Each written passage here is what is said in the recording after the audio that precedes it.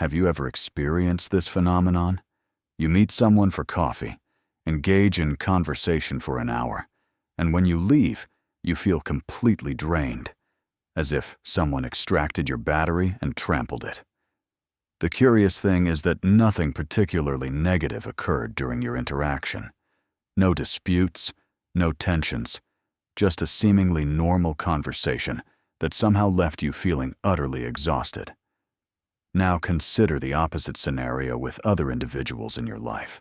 Those exceptional people who, even after hours of intense discussion, leave you feeling revitalized, motivated, even more alive than before.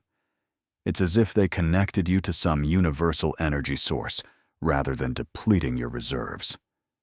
What explains this remarkable contrast and how people affect our energy levels? This question captivated one of history's most brilliant psychological thinkers, Carl Jung. The Swiss psychiatrist and founder of analytical psychology devoted decades to exploring the hidden workings of the human psyche, including the mysterious ways energy flows between individuals during interactions. Jung didn't merely view this as a matter of personality types or social abilities. He believed something far more profound was occurring, something rooted in our unconscious minds and the complex psychological forces that shape our relationships. Today, we're exploring Jung's insights to understand why certain people drain your energy, while others uplift you, and, more importantly, what actions you can take in response. Before we dive deeper into Jung's fascinating theories about energy-draining people, take a moment to support this channel. If you're finding value in this exploration of psychological concepts, please hit the subscribe button and give this video a like. Your engagement helps these ideas reach more people who might benefit from them. Also, share this video with someone you know who might be dealing with energy-draining relationships. Now, let's continue our journey into Jung's psychological insights. To grasp Jung's perspective on energy-draining individuals, we must first understand his concept of psychic energy, which he termed libido. When most people hear libido, they think of Freud and sexual energy, but Jung dramatically expanded this concept. For Jung, libido wasn't merely sexual energy. It was the vital force that animates our entire psyche. It's the fundamental energy that powers our thoughts, emotions, creativity, and connections with others. Jung viewed this energy as continuously flowing throughout our psyche, moving between consciousness and the unconscious, energizing our mental processes, much like blood powers our physical body. When this energy becomes blocked, depleted, or misdirected, psychological problems emerge. One of Jung's most profound insights was recognizing that relationships function as energy exchanges. Every interaction involves a transfer of this psychic energy between people. Some exchanges are balanced and mutually beneficial. Both individuals feel energized afterward. Others are dramatically unbalanced. One person walks away revitalized, while the other feels depleted. Reflect on your own relationships. Who leaves you feeling energized? Who consistently leaves you feeling drained? According to Jung, these feelings aren't merely subjective impressions. They reflect actual psychological processes occurring beneath the surface of your interactions. But what exactly happens during these energy-draining encounters? What psychological mechanisms explain why certain individuals seem to extract the life force directly from you? Jung identified several key psychological processes that explain why certain interactions drain our energy so profoundly. The first is projection. Jung believed that we all possess aspects of ourselves that we refuse to acknowledge, parts of our personality that we find uncomfortable, shameful, or threatening. Rather than confronting these elements, we unconsciously project them onto others. Energy-draining people often engage in massive projection. They refuse to own their negative emotions, insecurities, or problems, instead unconsciously offloading them onto those around them. When you interact with such a person, you're not merely dealing with them. You're handling all their unacknowledged psychological material. No wonder you feel exhausted. Imagine a colleague deeply insecure about their competence, but unwilling to acknowledge this feeling. Instead of owning their insecurity, they constantly criticize your work, question your decisions, and undermine your confidence. What's really happening? They're projecting their own fears onto you and making you carry the emotional burden they refuse to bear. The second mechanism is emotional contagion. Emotions spread between people like viruses. When someone is filled with anxiety, resentment, or fear, these emotions radiate outward, infecting the psychological space around them. This isn't merely poetic language. Research in neuropsychology has identified mirror neurons that cause us to unconsciously mimic and internalize the emotional states of those around us. When you spend time with someone dominated by negative emotions, your brain literally begins to mirror their neurological patterns.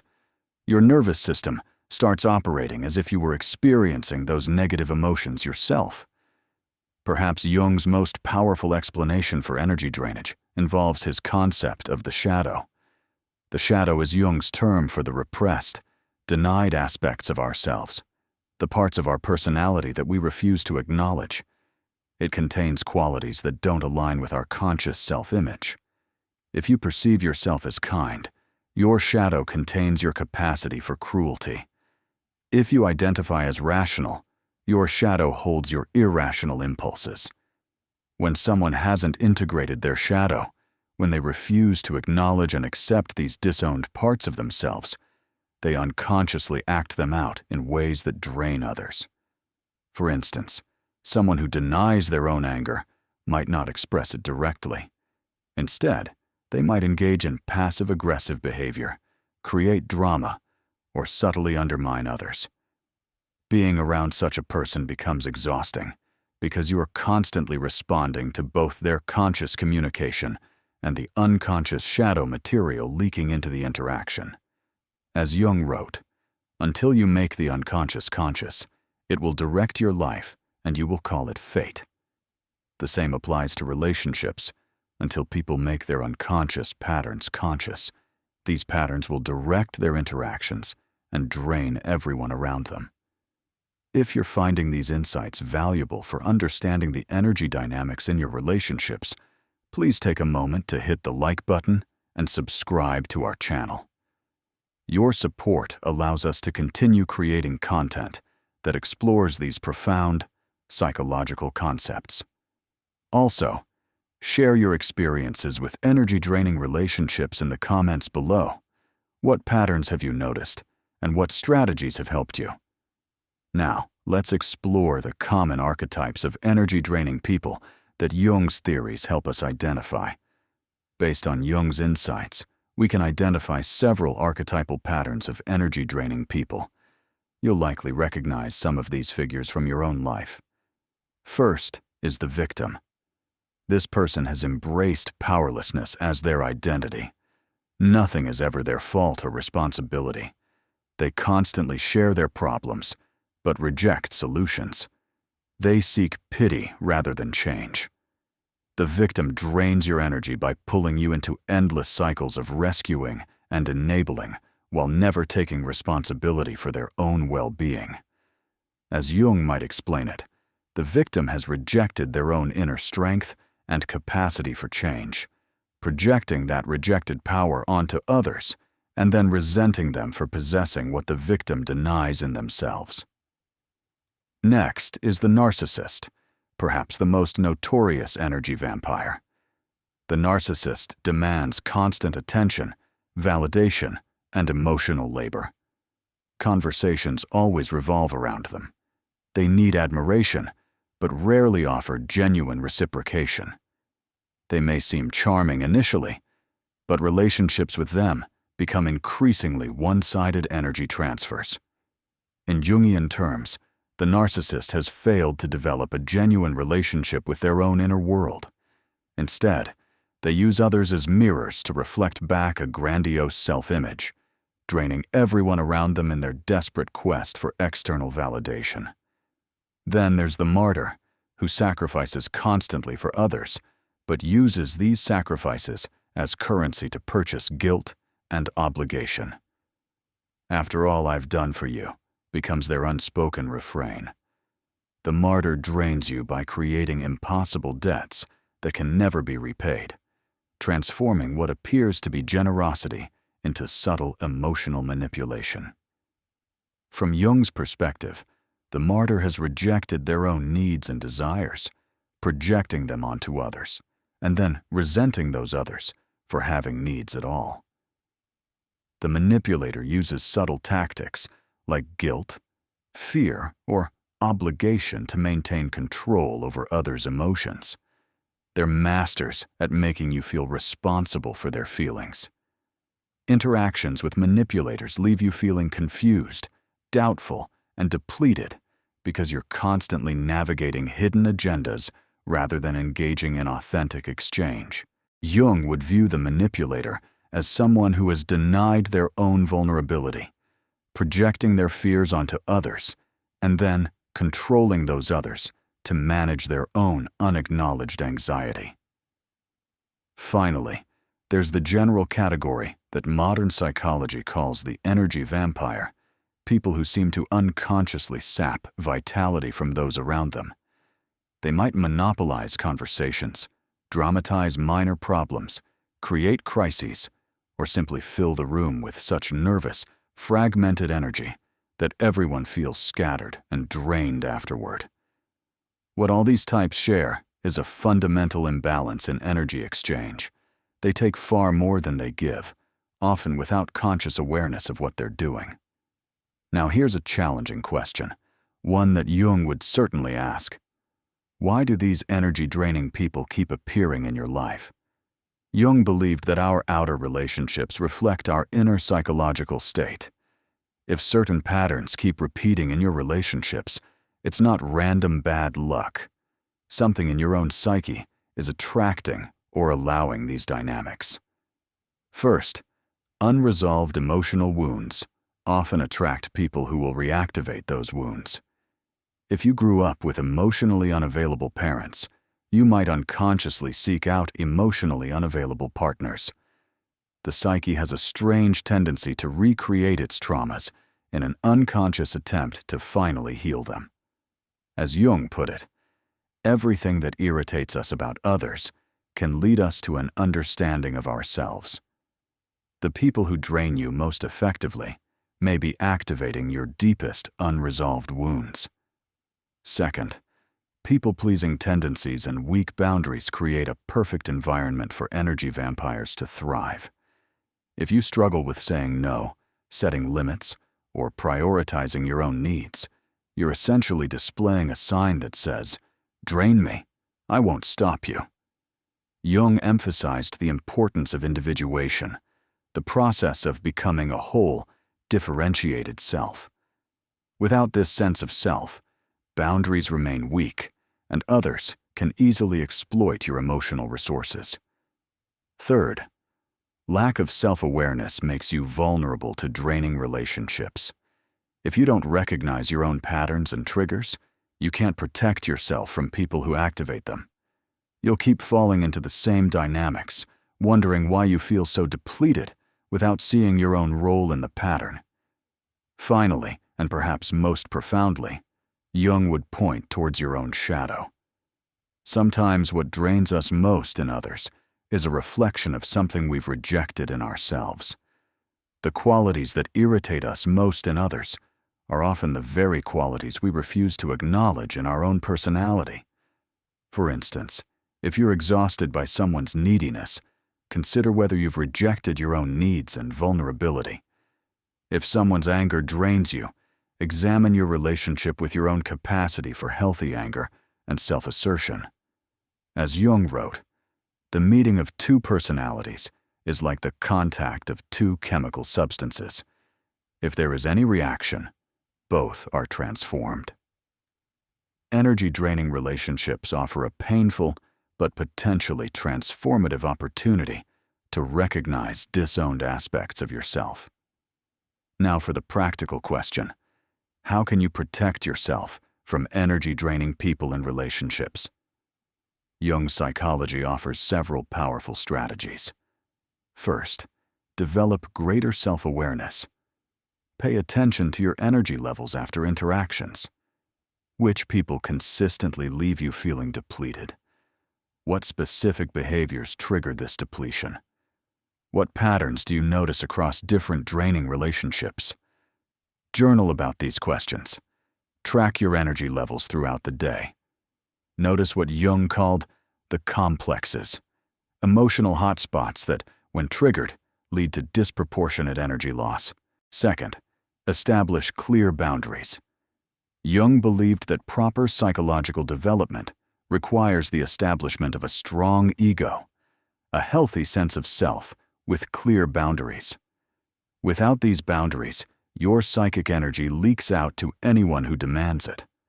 Learning to say no without guilt is essential, as is recognizing when someone is crossing your emotional boundaries.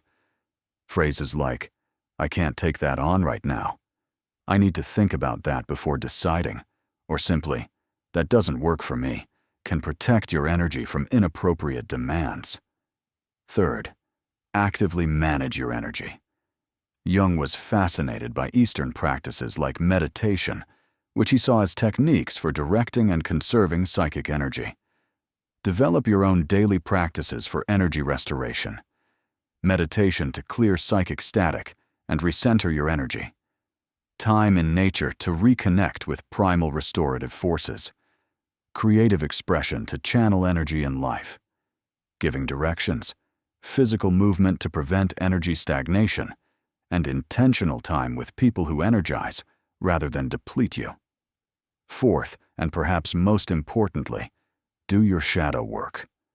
As Jung emphasized, the parts of ourselves that we refuse to acknowledge don't disappear. They operate from the unconscious, often attracting exactly the energy-draining relationships we're trying to avoid. Shadow work involves looking honestly at the qualities you reject in yourself. What traits do you most despise in others? What aspects of yourself do you try to hide? What emotions do you consider unacceptable? By acknowledging and integrating these disowned parts, you become less reactive to them in others.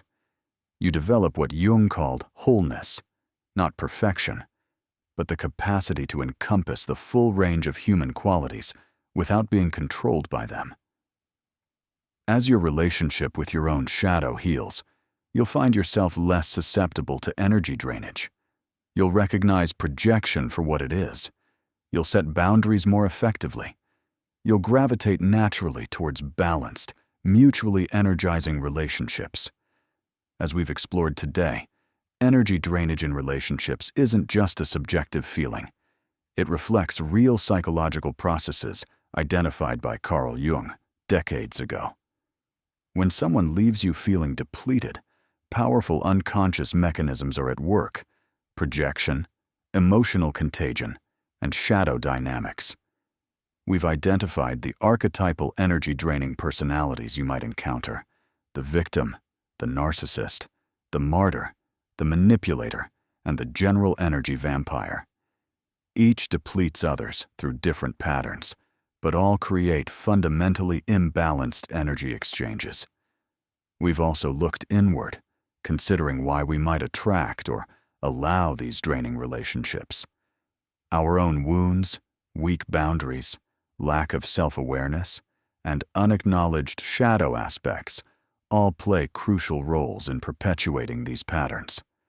Most importantly, we've explored practical strategies for protection, developing self-awareness, setting boundaries, managing your energy, and doing the essential inner work that Jung called individuation, the journey towards psychological wholeness.